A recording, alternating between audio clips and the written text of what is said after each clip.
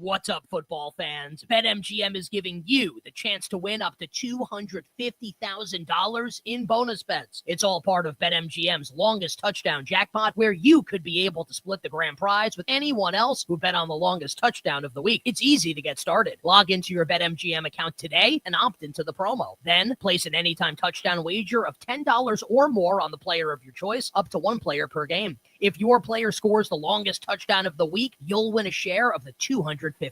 BetMGM lets you go all the way with the longest touchdown jackpot. Make your bets and join the fun with the sportsbook born in Vegas. BetMGM and GameSense remind you to play responsibly. See BetMGM.com for terms. 21 years of age or older. Virginia only. BetMGM's longest touchdown jackpot subject to rules. See BetMGM.com. Existing customer offer. Subject to eligibility requirements. Bonus bets are unrestricted reward bonus dollars that expire in 7 days. Gambling. Real soul food. You feel the warmth from the first bite to the last? That feeling comes to life at the Yard on 5th Street. Staples like fried catfish sandwich and platter, smoked wings, pulled pork, and Philly brisket sandwich, just like a cheesesteak, except with smoked briskets. Come feel the warmth in every bit of Lynchburg's best soul food. The Yard on 5th Street in downtown Lynchburg. Hey there, fellow travelers. It's me, the Hotel Whiz. Before you go anywhere, call me day or night for hotel rates too low to publish. I'll save you up to 75% on over 500,000 hotels across the globe. You see, I've already done the research, so you don't have to spend time online trying to find the best deal. That's up to 75% off. Just call me, the Hotel Whiz. It's a free call, and you get instant access to rates too low to publish with no cancellation fees. Make a free call now and save up to 75% off your hotel rooms the next time you're going somewhere for business or pleasure. Call the Hotel Whiz now and get instant access to rates too low to publish. 800-378-2714. 800-378-2714. 800-378-2714. Call the Hotel Whiz right now for rates too low to publish. 800-378-2714.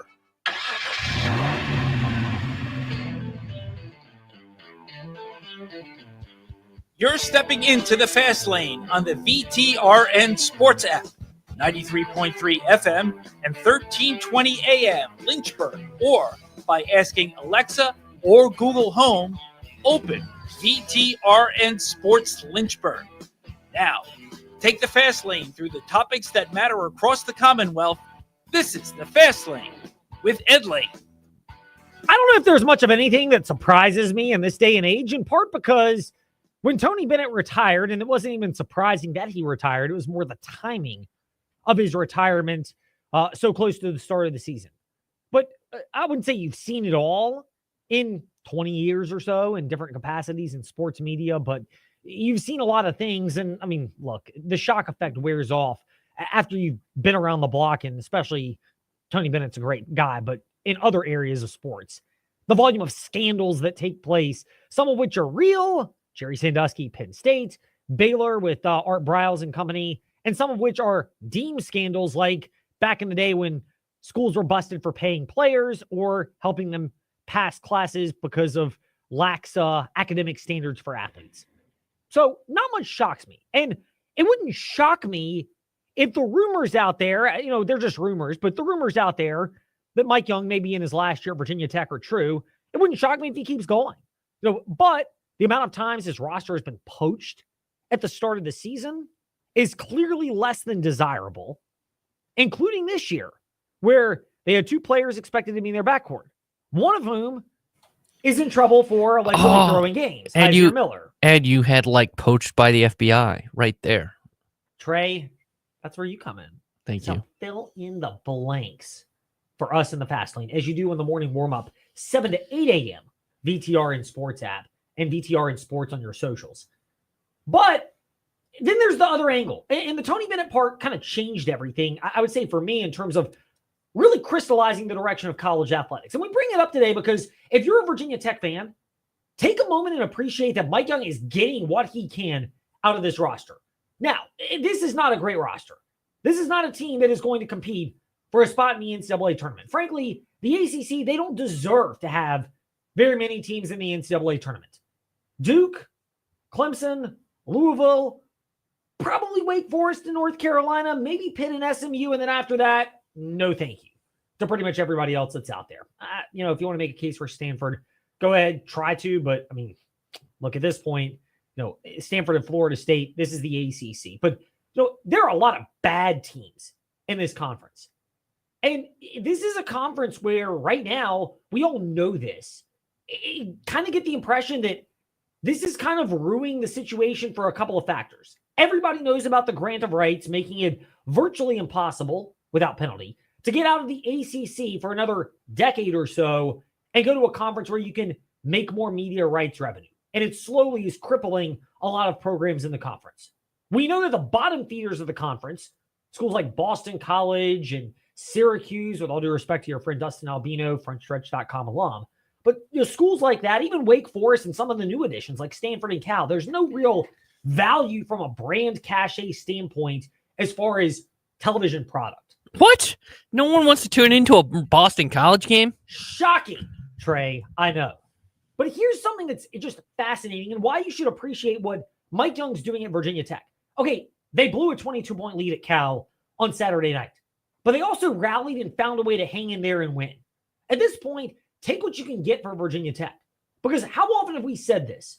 The divergence of resources from basketball. Men's basketball, we've seen it. They lost pretty much all their players last year to the transfer portal.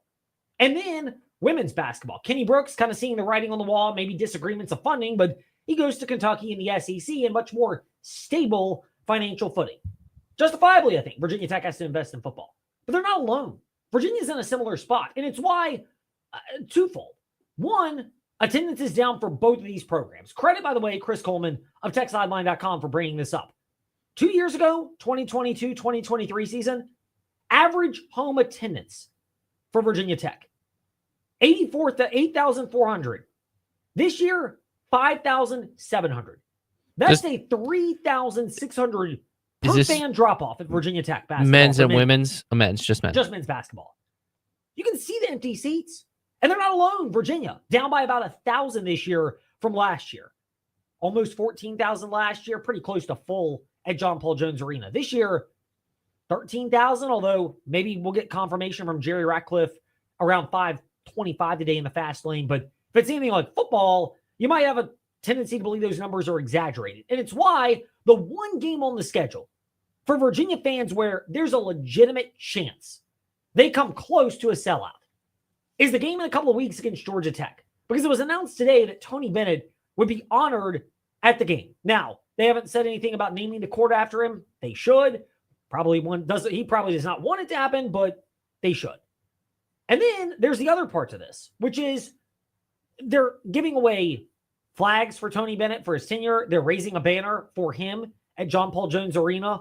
And, I mean, look, again, I don't think he wants a statue. No, he's as religious as it gets and really is dedicated to religion to the point where, when he retired a couple of months ago, here's what he said when one of us may have asked him about the role that faith and his Christian faith played in his decision to retire. No, my faith in the Lord is everything. It is, and I've always tried to be respectful about it, but it is the hope that I have, and it's the peace that gives me perspective and the guidance. I don't do anything without going to the Lord in prayer and seeking him, and my wife and I, and relying on sound counsel. And again, when you feel something impressed upon your heart and in your spirit, and you're faithful about it, I think that's a significant part. But I think, I want to make an impact in that area after this in many ways. And that did definitely play. It is the role. It's the hope that I have for sure. And Tony Bennett, speaking at his retirement about the role of his Christian faith and, helping him come to the conclusion that it was time to retire. And there's so many things that people love still about Tony Bennett. And to an extent, I think it's working against Ron Sanchez, who, there's a basketball component to this. Virginia's roster was going to struggle to be in the top portion of the ACC this year, and they have slipped the last couple of years since winning the championship in 2019. They have not won an NCAA tournament game. COVID year, maybe they would have. We'll never know. Liberty would like to say the same thing because they qualified for the tournament that year and had a really good roster, but again, we'll never know.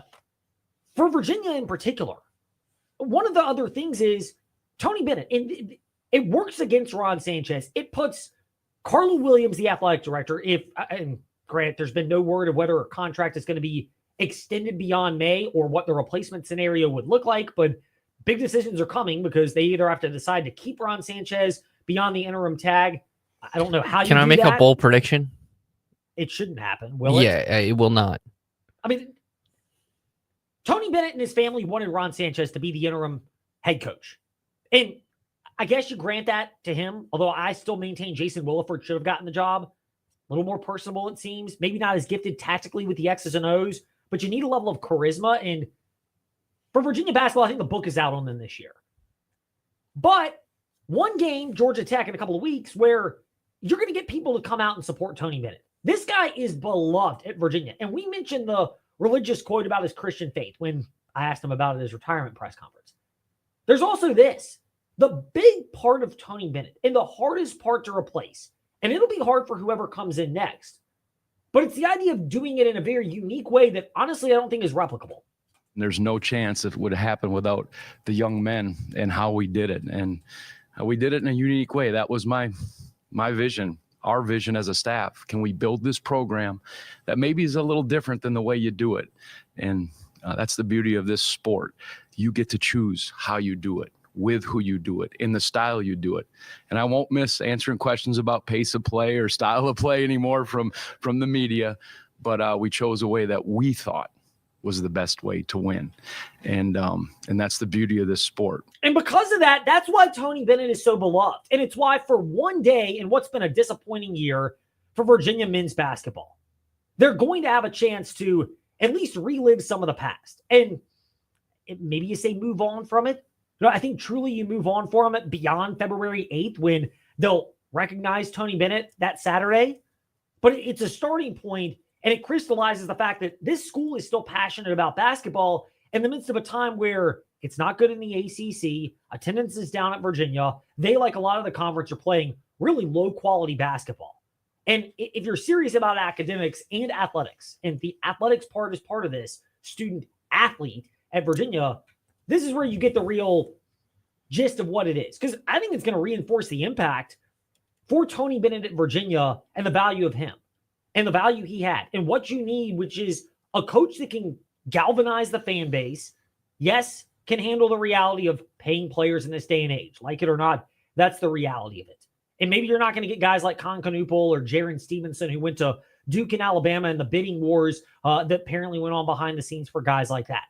But if you understand the game, how it's played, and how to construct a roster, and I know they aren't doing great this year, and they weren't doing great until they went on the run last year, but you kind of need to have the Kevin Keatts model in terms of understanding how to build the roster and how to go about it. And where Virginia goes next, there are a lot of different options. VCU's Ryan Odom, the coaches at Princeton and Furman have both been brought about. Mark Byington, who was at JMU, now at Vanderbilt, is another name that's been mentioned. Look, this is still a good job. They still care about basketball in Charlottesville, but it's one day where you can actually appreciate what Tony Bennett has done and has meant for Virginia basketball. And that's Saturday, February 8th, when they will honor Tony Bennett with a ceremony before the game and, of course, raise a banner for him individually, kind of like raising jerseys and names up into the rafters at John Paul Jones Arena. And yes, it goes to the other side, which is appreciate what Mike Young is trying to do at Virginia Tech, because he is severely undermanned and they are severely underfunded in basketball relative to their peers in the ACC.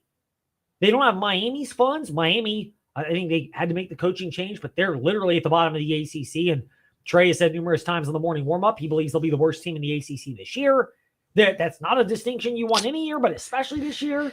Yeah, I mean, I guess John Ruiz is gone, right? That's been confirmed. Well, that and the other boosters are, like with Virginia Tech, they're funneling their resources into football. To a Cavender. Well, maybe their best investment was the Cavender twins back again, and ended up with them, having Carson Beck. And we'll see how that works out. I'm skeptical of that, to say the least. Do they also invest in Cam Ward's girlfriend? That's what I would wonder, long-term thinking. Now, that might be the track. Whoever, insert college court, does Arch Manning have a girlfriend? Maybe that's who Miami goes after next. She did. She was at Virginia for a while. Oh, that's true. I remember that. didn't his mom go to UVA or something like that too? So something like that. He was never, as I stated then, he was never going to go to UVA. It was not going to happen. It was just fun speculation and helped get our metrics up when the speculation was out there. Hey, there may or may not have been a reason I started the show talking about your boy this morning.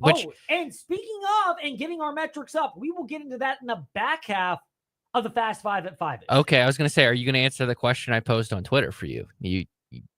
I can tell you that I am not a fan of the Cowboys no real IB. I'm just saying, I think you and Ty denied it, but I think you two might be jumping ship. I'm just saying. Not at all. That's the one franchise that I would have the toughest time supporting out of any of the franchises when it comes. Remember, you might not remember this. When the New England Patriots had the undefeated regular season, 2007. They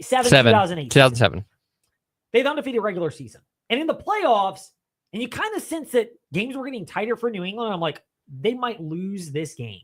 So who would I rather them lose to in the Super Bowl? Or who would be the Packers? Painful? Obviously. But Dallas and the Giants played in a game down in pre-Jerry World. I think it was back in the old, Texas Stadium. And, Jerry I came face to face with the reality. I had to pick the lesser of two evils. It's like, what was it like in World War II when Russia and, Soviet Russia joined the U.S. to fight the Nazis. Like we're siding with Soviet Russia because we really didn't like Hitler. That kind of deal. Yeah, that's obviously the didn't think we'll get those references today. Trey, it's the most extreme example. Hey, let's keep it real. Just to show how great Jerry Jones is, the story popped up from like they do those documentaries on the Super Bowl teams. Yes. Apparently, Jerry Jones already bought the tickets to the NFC Championship game for like all the players' families. And first of all, I want to be clear. I please, if I offended you, I apologize. I don't mean to offend anybody. No, it was a good reference. But it's more Dallas Giants. You're picking which of the two evils you want to side with. And so I decided I had to pick the Giants because I could at least respect them as opposed to the annoyance of Cowboy fans. Not the ones like Les and Neil and our good fans that have been there for years. I'm talking about the ones that like only when they win, they fly the flag on their car. And then when they lose, they're nowhere to be found. I could maybe during the break, I'll give you a Paul Van Wagner quote about his when Ohio State and Michigan State play each other as him being a Michigan fan. I'll tell you that during the break. So anyway, that was kind of a detour, but kind of not. But if you're on the road and somebody is not taking a detour, they're just not paying attention and they create an accident and you're injured in that accident. You need a team that will be there to support you.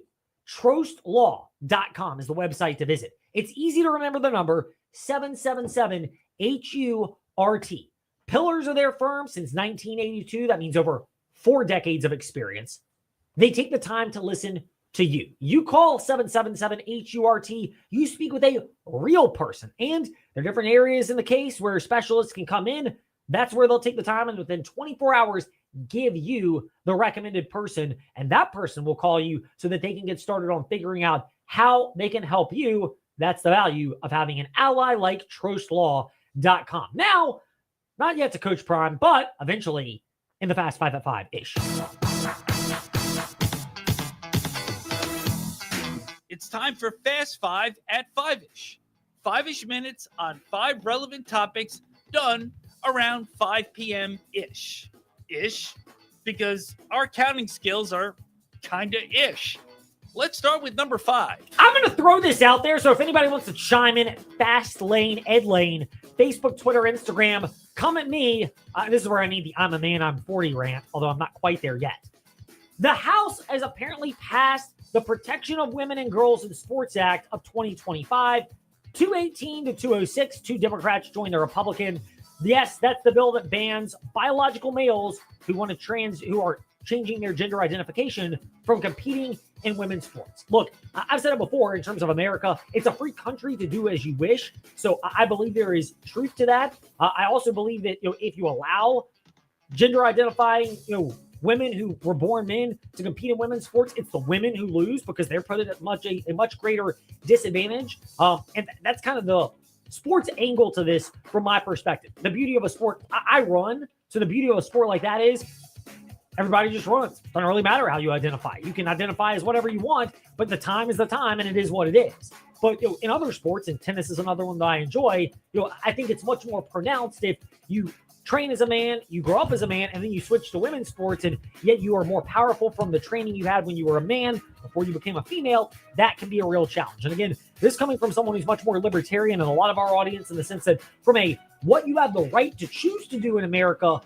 you have the right to choose how you want to identify. I'm not saying the government should get involved in that in terms of funding changes, not going down that road, but I think you can choose that. However, when it comes to sports, I do think there's a major disadvantage to being a woman if you allow gender identification changing men who change to women to come into women's sports. And this bill protects that. And by the way, please feel free to share with us. Fast Lane, Ed Lane, Facebook, Twitter, Instagram. We'll get to more of your thoughts and feedback as we have time later this week. And we are loaded with guests, including this day in the Fast Lane. Meanwhile, Number 4. on to something with much more levity. UNLV transfer quarterback Matt Saluka has signed with, according to On3 Sports, JMU. Yes, he's reuniting. What? I know, shocker. Bob Chesney and Saluka were together at Holy Cross. Meanwhile, Saluka left for UNLV, decided to redshirt over an NIL dispute, and comes to JMU. Here is truth, by the way, to this. He did visit Liberty University. Saw him at a basketball game when he was there. Don't know if he was ever going to get serious consideration over, I don't know, Ethan Vasco, who went to Coastal Carolina, and Liberty staff might be more familiar with him, especially AKA recruited him. Yeah, I mean, obviously. But if you're Liberty, you're doing your due diligence. And if you're Saluka, you're doing your due diligence. And the fact that, the coach quarterback pairings for Liberty with Vasco and JNU with Saluka are coach quarterback pairings that previously existed. That's the reality of this situation is these are guys that are looking for some kind of break, and they're going back to familiar grounds. Number 3. Speaking of college football, here's a power play move. Tom Allen, for just under $2 million, has been announced now as Clemson's new defensive coordinator. It was first reported by, Yahoo, ESPN, 247 Sports. I think Thamel got it. Yeah, first. I mean, I don't know. It doesn't really matter to me, but does this change the line of Virginia Tech's defensive coordinator hiring for Anthony Poindexter on two fronts? One of which is, if Dex is the serious candidate at Penn State, look, if I'm him, I stay with Penn State. First of all, you never have to wade into the waters of going to a rival school and burning bridges at UVA if you were to ever be a candidate to be a head coach in there. Not that you wouldn't go that route if you're Virginia anyway, but you really don't have to answer that question, and it's a sales pitch thing for the fan base. Here's the other thing, though. If Penn State goes in a different direction and does not promote Anthony Poindexter, that might heighten him on Virginia Tech's list as a potential candidate, because he might have the clarity that he was never going to be a defensive coordinator. It's now or never time when it comes to that particular move. Number 2.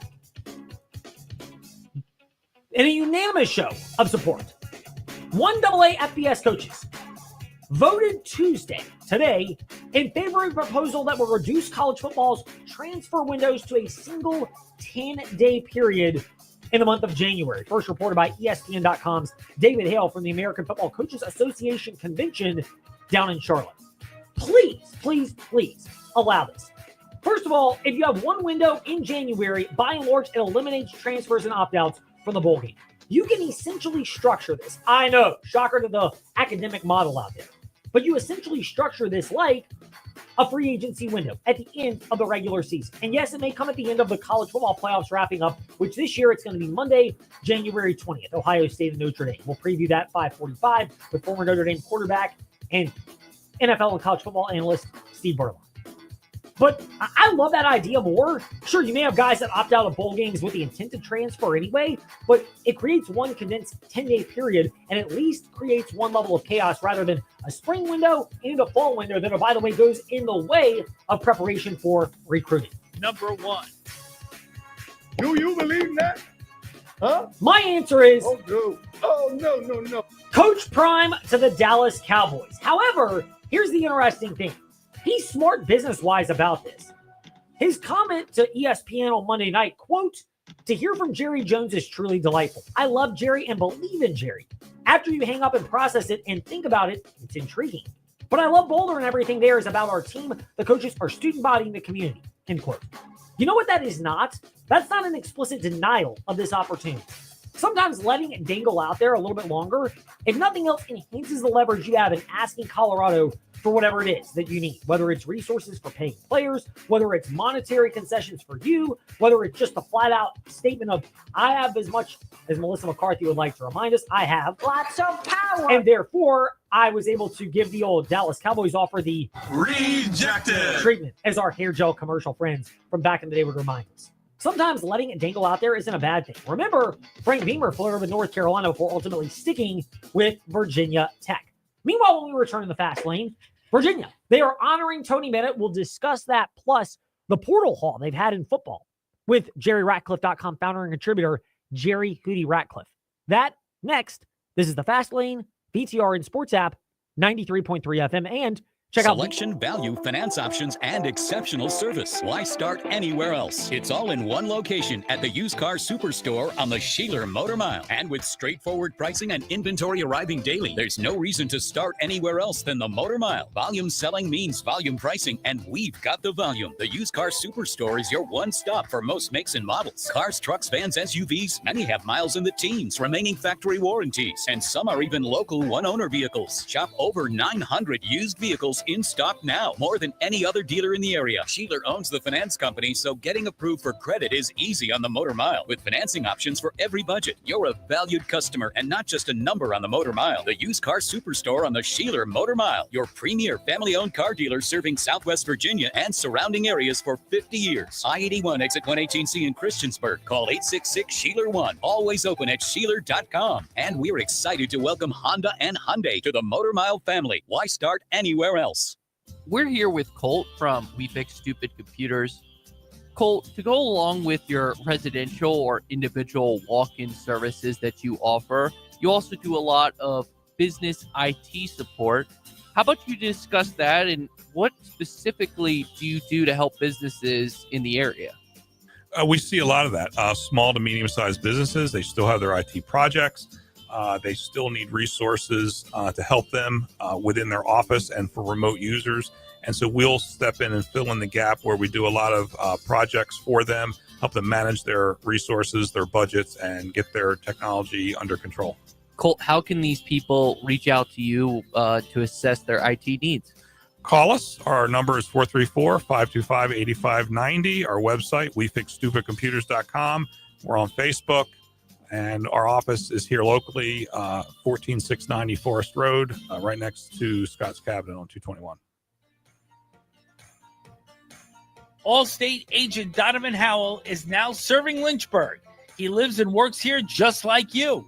And with all kinds of local insurance advice, Donovan is someone you can count on to help you protect all that's good in your life. Donovan makes it easy to save on the quality protection you need, and I'll even help you do the switching and the paperwork for you. Call or come by the Donovan Howell Allstate office in Windhurst today. Hi, this is Bill Roth, voice of Virginia Tech football. You're listening to The Fast Lane with Ed Lane and Trey Lyle. Join the chat at Trey Lyle VT and Fast Lane Ed Lane on Facebook, Twitter, YouTube, and Instagram. By the way, as we just feel like we're covering the Commonwealth with the Bill Roth from Virginia Tech intro, and now this before getting into UVA talk with Jerry Ratcliffe. JMU had another commitment in addition to UNLV's Matt Saluka today from Richmond. Just keep the Commonwealth connections coming. Well, Camden Coleman transferring from Richmond to JMU. I don't think either of these guys are going to supplant Alonzo Barnett as the quarterback there. Barnett had a really good year. He's a dual threat. He's clearly a leader, and I think he justified the fact that he's been very trusted by this staff, but he battled injuries at multiple times throughout the season, including missing the bowl game. And because of that, it's good to have that level of depth if you're JMU, and you get a couple of guys that may get a chance to showcase a little bit more of what they have at JMU. And, you never know what the transfer portal might bear out over the long haul. Speaking of the transfer portal, we'll get to more on that in a moment, but we're joined by JerryRatcliffe.com founder, Jerry Ratcliffe. We intentionally moved it from Monday to today because we knew the news was going to come down. Actually, we're saying this tongue-in-cheek. That Tony Bennett will be honored at that Saturday, February 8th game against Georgia Tech at John Paul Jones Arena. Tributes throughout the game. Each fan will receive a commemorative replica banner. I misspoke. I said flag. It'll be a banner that they receive. And, of course, they will raise a banner and flag for Tony Bennett. Jerry, first of all, glad to have you back in the fast lane. Second of all, you surprised at how quickly Virginia found a way to honor Tony Bennett? Not really. I mean, anything that they can do for him. I personally, I think they ought to name the court for Tony Bennett, like a lot of arenas have done for their coaches that have taken them to unparalleled heights. So I think that's the least they could do, and certainly the timing is good. Obviously, he has no intentions of coming back and coaching here or maybe anywhere else. But so no, I'm not surprised. I think it's appropriate, and again, I think they should do even more than just raise a banner. Yeah, you mentioned the naming the court part. We've thrown that idea out as well. Our listeners can go back to Fast Lane, Ed Lane, wherever they listen to podcasts, or check us out on YouTube as well, because as Coach Prime reminds us, And guess what? We keep receipts. we do right there. But the one thing we mentioned is some coaches, there's the idea of building a statue out there. Am I off base in thinking that'll never happen as long as Tony Bennett's around? And that's the one thing he would probably not want, just given he's a pretty religious-based guy and is a Christian faith guy. I would tend to think, I don't think plenty of people go to a statue to literally worship the coach, but I think he would probably be the one coach that maybe tries to downplay that idea tremendously. Probably right about that, Ed. And Virginia's not very warm about statues. I've tried to bring that up before. I thought that they should have a statue in the lobby or outside of John Paul Jones Arena of Ralph Sampson to glorify his career, and maybe even Don Staley for that matter. And they kind of poo-pooed that idea, and even Ralph said that his mother told him that the only good statues are for pigeons to poop on. So I don't know exactly where we go with that, but yeah, I don't ever see any statues being built in tribute to anybody at UVA. And I guess if you get a bust or a plaque somewhere in a building or over at Scott Stadium like they've done for some guys, that's just probably as good as it gets. Yeah, I mean, I think this is probably the extent of what Virginia will do outside of maybe naming the court after Tony Bennett, and even that might take a little bit of arm twisting from UVA to get Bennett to actually relent and allow that opportunity to unfold. It goes without saying, Virginia's attendance has been down by about 1,000 on average this year from last year. This will be the exception to the norm, right? This Georgia Tech game will be pretty well received. I would think so. I would think fans would show up in droves to honor Tony Bennett for all that he's done. I mean, this past week, the trip to California kind of reminds us of what it was like before Tony Bennett, because Virginia at 8-8 is their worst start to a season since the last year of the Dave Lato era. And we all remember how horrible that was and what a bad taste some people still have in their mouths over that whole ending to that short stint of a coaching career, somewhat of a nightmare in UVA basketball recent history. So, yeah, I would think remembering the contrast and to see where Tony Bennett took this program and to where they could battle night in and night out with the Carolinas and Dukes, they can't do enough to honor that man. That's for sure. Yeah, I mean, it's amazing. And you brought up what has transpired so far for Virginia. All right, first of all, we can get to the performance with Jerry Ratcliffe in a moment, as he covers it always for UVA and is with us in the fast lane. We mentioned the attendance drop, though, by about 1,000. I have not been to John Paul Jones Arena this year. I'll get up for a couple of games when we get into the next couple of weeks. And look forward to seeing you in person, of course, Jerry. It says it's down by 1,000. Is this accurate, or is this more like football attendance where it looks like there may be some creative liberties being taken with the numbers? I think it's fairly accurate. I think they do a better job of attendance taking at JPJ than they do at Scott Stadium. There's no question there's been a drop-off. And it's really not in the upper decks where I think some of their more rabid fans sit, as opposed to some of the seats from out of town donors that probably give a little bit more money and just choose not to come for either a game against a cupcake opponent or a late night game or something that's inconvenient like a noon on a New Year's Eve or something of that nature. I think for the most part they've showed up for the more important games, but there's no question there's been a little bit of a drop off, and I think some fans, honestly, when Tony Bennett decided to retire, I think some of the people just threw their hands up and said, they just don't have any faith that Virginia's going to be able to remain at the top of the league. So I think there's some frustration in there as well. I know a really close friend of mine who has had football and basketball tickets for 30, close to 40 years. And he told me that he's not going to renew his football or basketball tickets for next season. So I think there's a level of frustration out there. I agree with that. I've gotten that sentiment a lot, and our listeners can share it with us. Fast Lane, Ed Lane, Facebook, Twitter, Instagram. You mentioned that also, Jerry, in terms of the frustration that fans have with Virginia and where things have gone so far. You mentioned this past weekend. To us, it seems pretty clear. I would say this past weekend crystallized it. Virginia basketball right now. Ron Sanchez may have been handpicked by Tony Bennett, and maybe you allow the Bennett family to say who was going to be the interim coach. But have we gotten clarity that while Sanchez was not dealt a great hand, he still is, I see a coach that, may know good tactically, and he may understand the big picture ramifications. But the thing I've seen in basketball, which is they may start out great with their game plan, but as the game wears on, other teams make adjustments and or settle in. And at that point, the floodgates get open. And this past weekend seemed to be real evidence of that. Yeah, I would agree with that.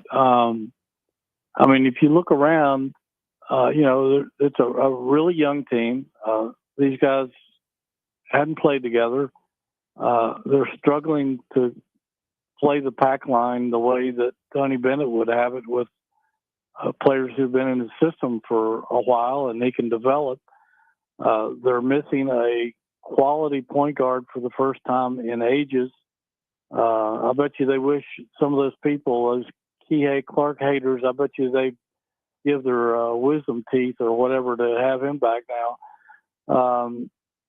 They're not rebounding well. They're not the most physical bunch in the world. So, he was dealt a shorthand in that respect. And, I hope he can right the ship because Ryan Sanchez is a really, really good guy. I know Virginia fans haven't had really much of an opportunity to embrace him and find out what he's all about, but he's a quality guy. He's a really good guy, and I hope he can find a way to get things turned around. But they're missing so many parts of what makes Tony Bennett's system work, and I don't know if they can get it turned around. I just don't know if they can. And you factor this in as well. You mentioned fans that you feel like have checked out on football and their lack of success, basketball as well. Does it all come together, or is it, you have to get the athletic director hire right so that they can then have the right coach? How do you prioritize things if you're Virginia right now staring a basketball season in the face that looks like it's going to be toward the bottom half of the ACC and then not having a ton of optimism, even though the football program has actually been very active in terms of adding players in the transfer portal? Well, they've taken advantage of the recent NIL gifts that they've received, millions of dollars. They've done a good job in the portal. I've seen them ranked as high as 24th and 25th in terms of transfer portal recruiting rankings, as high as 4th in the ACC. And they've brought in some quality players, although I think we discussed on your show a month or two ago that even with that recruiting success, if you'll notice, the majority of those guys are graduate transfers. So he'll have them for only 1 year, and it's really hard to sustain success if you're doing that year after year after year. That's kind of what he's handcuffed into doing. But some people are putting some of the blame on the athletic director in the first place. She was brought here to turn football around, and so far there's no evidence of that. They've gotten gradually better this year, and I know they're hoping that they can make a big stride next year, which is probably going to determine whether Tony Elliott remains here or not. But if you throw all the issues in football and basketball into one lump sum, it's a tough time to be a Cavalier sports fan right now, unless you're really into the Olympic sports. Yeah, I mean, those sports, there's optimism, particularly baseball and lacrosse, and their seasons are around the corner. And it's where you are if you're a Virginia fan, and you're excited for those seasons to be arriving much more than the ones that you're currently facing, or even when football rolls around in the fall. Jerry, thank you for your time today in the Fast Lane. It was good to catch up with you. We'll dive deeper into some of those portal editions in the near future, but appreciate your time as well and your perspective as always. Thanks for having me, Ed. Always great to talk to you. Indeed. Jerry Ratcliffe with us here in a lot of nuggets in the Fast Lane. And, I've heard that from a lot of folks as well, especially Virginia fans, probably more so than Virginia Tech, which is, just kind of being burned out by the lack of direction in the athletic department, by, obviously Tony Bennett's retirement and what that meant. And then not really any excitement or buzz around any of the programs, at least the major revenue generating ones in football and men's basketball. Maybe that'll change with lacrosse and baseball. I think it can and will, because they've been successful, which I think shows there's passion and they're willing to be there and supportive as Virginia. But you got to get the right infrastructure in place. And some of that, I think, is on Carla Williams. I think some of that's on the university to maybe rethink how they have their, how they allow people to come into the program as transfers, and, maybe going from 60 to 30 hours needed, which opens the door for multi-year transfers as opposed to just graduate transfers coming in. I've said this before. I don't think a degree at Notre Dame or North Carolina is cheaper because they have different standards for the football and men's basketball teams. I just accept that as the reality of business in those sports. And if anything, if you go to those schools, I still think highly of your academic skill set and your knowledge and your prowess. And if you played revenue generating sports there, I might ask an extra question or two to see exactly what your qualifications are, just because maybe you got the benefit of the doubt and a little nudge to get through the door. Speaking of Notre Dame, by the way, former Notre Dame quarterback and current Compass Media Network's college football and NFL analyst, Steve Beuerlein, will talk some NFL playoffs, plus his Irish in the college football playoff national championship game. All of that when we return. This is the Fast Lane on the VTRN Sports app, and ask that smart speaker open VTRN Sports. From interest rates to everyone's personal credit history and background, everybody's in a different spot. At Feller Chevrolet, they understand that. It's why Greg Walker spoke with us and shared how Feller Chevrolet can work with you. Well, we have multiple lenders, so everybody's different in personality and in their credit equity of what they put into a vehicle.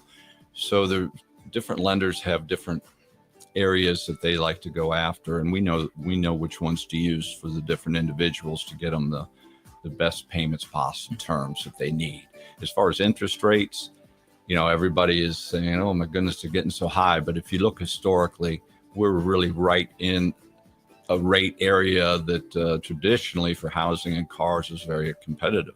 We've just been so spoiled. At Feller Chevrolet, they work with people from diverse credit backgrounds to get the right car for their needs. Stop by and see them, Main Street in Alta Vista, and visit fellersdirect.com. When shopping for auto liability insurance, it's wise to consider the best policy, not the cheapest. Hi, I'm Randy Trost with Trost Law. It's crucial to have more than the minimum insurance on your auto liability policy. This protects you if you injure someone or if someone without proper insurance hurts you. Having the right policy ensures you have sufficient underinsured coverage to take care of you and your family. To learn more how we can help you navigate these challenges, visit us at trostlaw.com. That's trostlaw.com. Sandstone architecture, melodic music, wonders of the world. They're staples of Egyptian and Mediterranean culture. But you don't have to travel thousands of miles to experience it. Just drive to downtown Cairo. Located in the Grays Mill Center in Forest, downtown Cairo brings you food from the entire Mediterranean. blended with the best Egyptian recipes. This means fresh ingredients cooked on a charcoal grill, staples like $5 Heroes, and build your own Mediterranean bowl. Experience the taste of Egyptian and Mediterranean world in your own backyard. Downtown Cairo, Grace Mill Shopping Center in Forest. Step into the Fast Lane 24/7 at Trey Lyle VT and Fast Lane Ed Lane on Facebook, Twitter, Instagram, YouTube, and wherever you listen to podcasts. Now, back to the Fast Lane. So what's interesting, especially about the Virginia Cavaliers, and we've touched on them a lot. We talk plenty of Virginia Tech and Liberty, and we'll certainly get to them more in the Fast Lane. But I'd say one of the interesting things about the Virginia Cavaliers right now is, I do think there's a lot of people that just identified with Tony Bennett, the person that he is, and the reasons for departing and where things are right now, and just the overall nature of college athletics. And it goes back, and look, I've criticized Carla Williams as much as anything, but it goes back to the quote that she mentioned about Tony Bennett departing and what it says about the overall state of college athletics. When people like Tony Bennett exit men's basketball, exit our industry for something that has nothing to do with coaching or teaching or being a role model, then shame on all of us. And that's the reality. And so Virginia's kind of left in a bit of a challenging spot.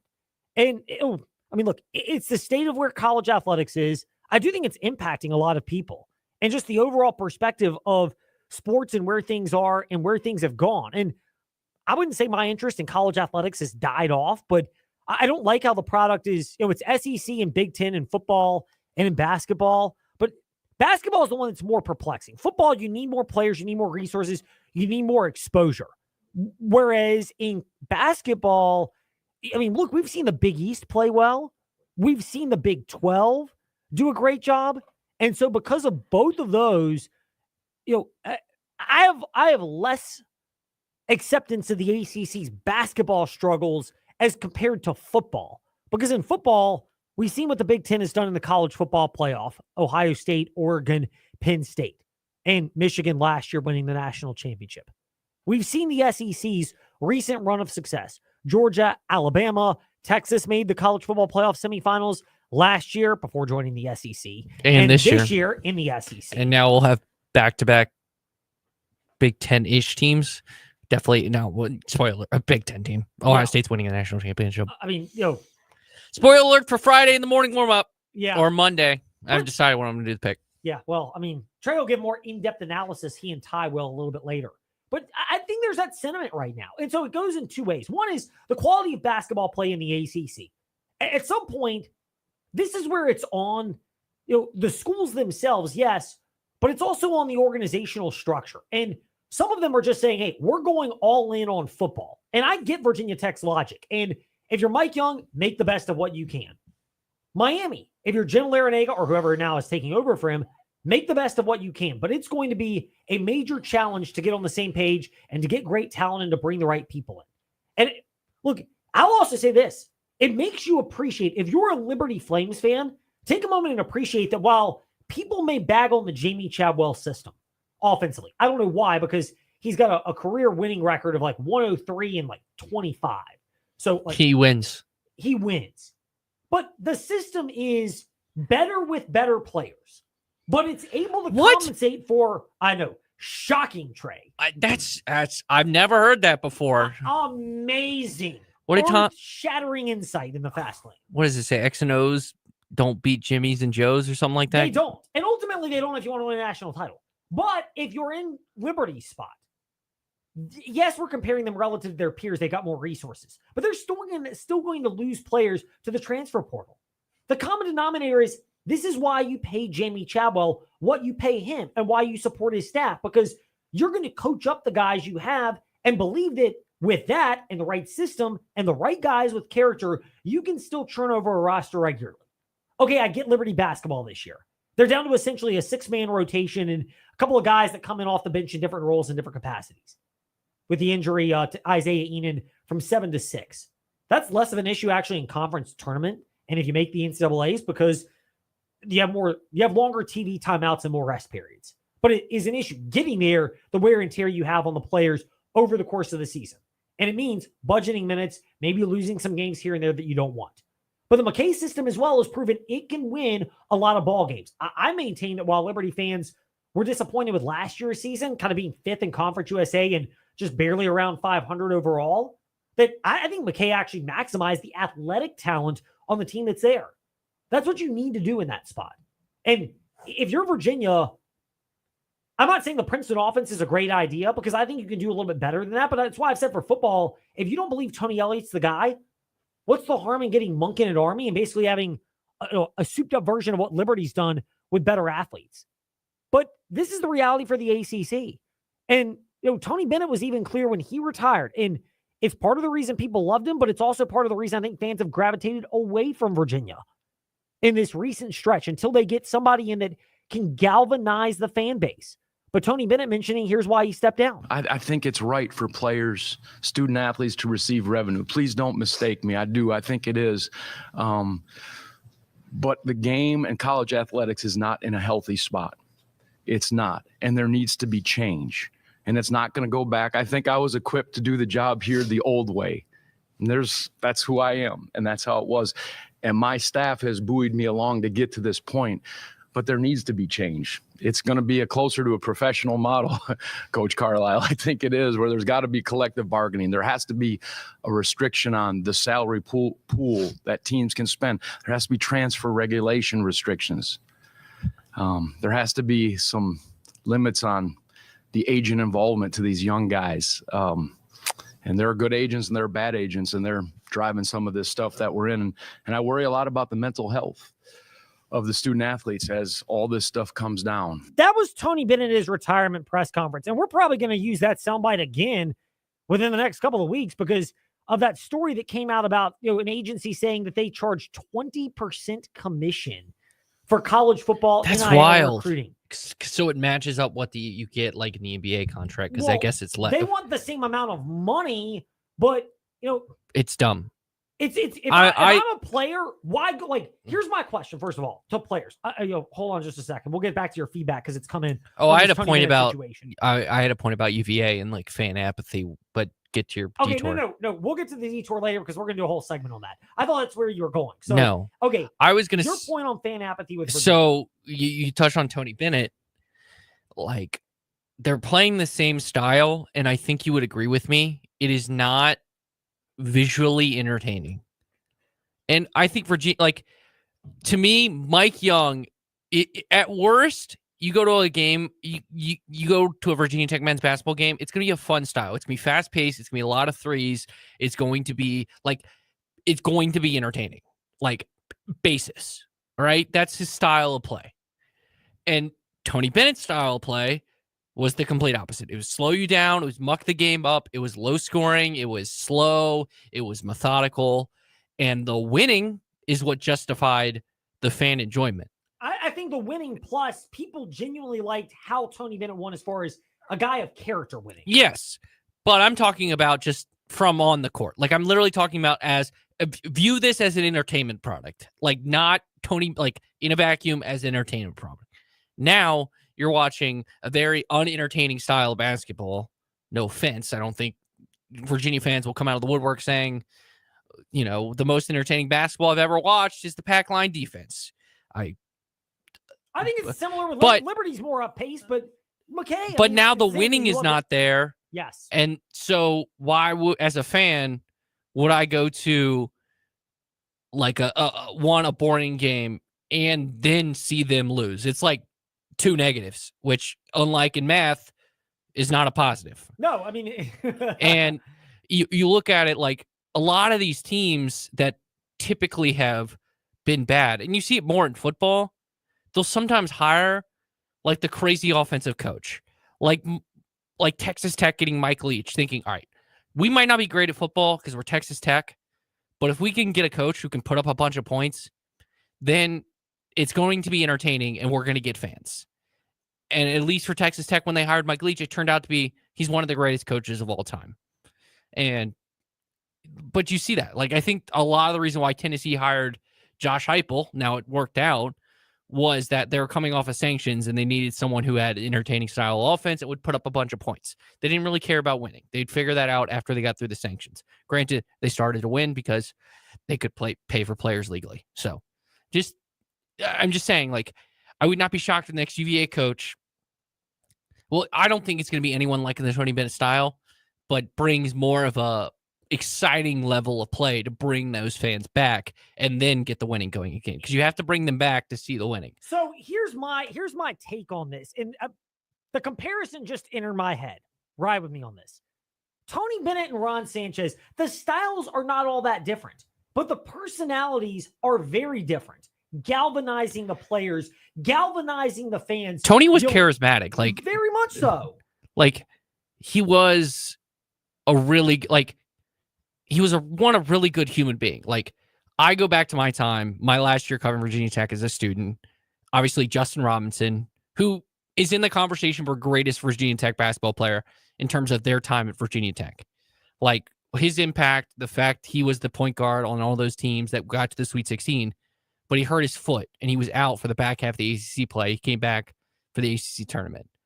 But I remember they played Virginia, and it was like, I think it was pregame, and J-Rob was out there, and Tony Bennett had to spend at least like 5 minutes just like talking to him, saying, and we asked him post-game, and he just said, like, I feel for you. Like, you've done so much for the ACC, et cetera, et cetera. And I just remember that moment, and it will always stick in my head of like, all right, that's the type of guy Tony Bennett is. 100%. And so Tony Bennett and Ron Sanchez, I almost said Mark. I'm not saying Ron Sanchez wouldn't do something like that. It's just something like, an example that popped in my head. I trust Jerry Ratcliffe, and I also trust the fact that by and large, people that are part of the Tony Bennett staff are generally deemed to be higher character people. Can't speak to all of them directly, but just the knowledge of it. That's one of the things with him, is the character part of it. But Tony Bennett and Ron Sanchez, similar style, drastically different personalities. I know I'm not comparing exact X's and O's in terms of schematics and systems, but if you want to talk in football, 2 option attacks. Jamie Chadwell in Liberty and Paul Johnson in Georgia Tech. Woo! Jamie Chadwell runs an option style. Granted, they do throw it a lot more at Liberty than Georgia Tech did, but it's a run-based option style, which can be a hard sell at times. But he's a charismatic, likable person, even when he makes his jabs at me, which is far too often. And then there's Paul Johnson, and he was the let's wear Russell Athletic, boring uniforms, and have no real pizzazz and a personality. Have maybe the greatest like specimen to ever play wide receiver, even though you weren't an option offense. And even then, it's the charisma around them that is such a big selling point. And you can get away with the Chadwell system and approach, even if it's probably not going to sell in your bigger schools that want to win a national title, because you can win a lot of games, and the personality justifies. I think Monken at Army is another example similar to Chadwell. Got charisma, got personality. There's a limitation on it. And I think in football it's more pronounced, because in basketball, again, you have 1 or 2 star players like UVA did with Guy Jerome and in particular Hunter when they won the national title. It's different. Football, you can have 3 star players in a great system, but you need like 20 of them and depth to go along with it. And that's just a much different selling point. For Virginia, though, in Virginia Tech, in Virginia and Liberty in particular, in the systems in the area, that's where I think it's big for Virginia. Feedback's, by the way, been coming in, and we're grateful for it. Thomas chimes in. I attended the Stanford game against Virginia over the weekend and listened to you guys on the app. Appreciate it. Sanchez looked quiet on the sideline. A few times he would give instruction to a guy, and then they blow it immediately afterwards. Admittedly, it's not a big sample size. Interviews sound like Sanchez is a high character guy, but not all that dynamic. I think it's a ding, ding, ding point. Sanchez, good character guy, knows the X's and O's, a person that people would like, but you have to be able to convince players to give of themselves in an era where they're giving less of themselves. And that's one of the big selling points to this. By the way, Stanford Stieg has a point. We'll get to that tomorrow in the fast lane. Trey. Not Stanford Steve from ESPN. Well, it's actually, Stiegall, I think is the last name, but we're gonna butcher it. Got it. 2 things. One, Ron Sanchez got a hand that's basically like you're not going to win from, an impossible hand. 2, and you see the same problem going on right now at North Carolina. It's hard to be the guy after the guy. It really is. We've seen it before. New England, North Carolina, so many similarities. And we'll discuss it tomorrow in the Fast Lane. Keep those thoughts coming. Fast Lane, Ed Lane, Facebook, Twitter, Instagram. Thanks for listening to the Fast Lane on VTRN Sports, 93.3 FM, W227 BG Timberlake, and 1320 AM, WVGM Lynchburg.